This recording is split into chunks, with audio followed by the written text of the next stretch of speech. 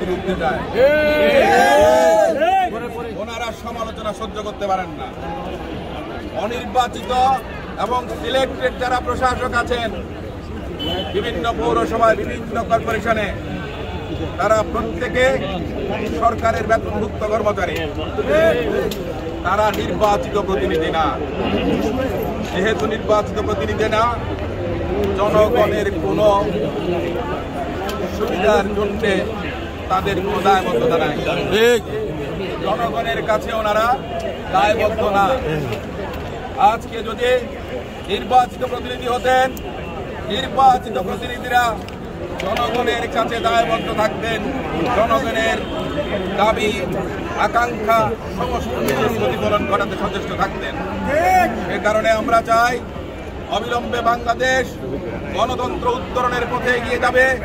অন্তর্বর্তীকালীন সরকার অবিলম্বে যে নির্বাচন ফেব্রুয়ারি 2026 সালে ঘোষণা করেছেন, সেটা অনুষ্ঠানের জন্য নিরপেক্ষ দল, নিরপেক্ষ সরকারি কর্মকর্তা, প্রশাসনের লোকজন বলেন, পুলিশ প্রশাসন বলেন, তাদেরকে নিয়োজিত করবেন যেন নিরপেক্ষভাবে একটি নির্বাচন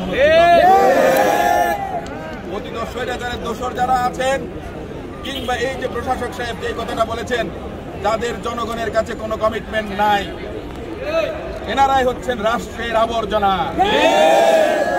ঝাড়ু দিয়ে রাস্তা পরিষ্কার করি। আমি মনে করি এই ধরনের রাস্তার আবর্জনা যারা আছেন, রাষ্ট্রের আবর্জনায় পরিণত হয়েছেন, তাদেরকেও ঝাড়ু দিয়ে কিন্তু বিদায় করার সময়। আপনি জনগণের পালস বোঝেন না, আপনারা জনগণের অধিকার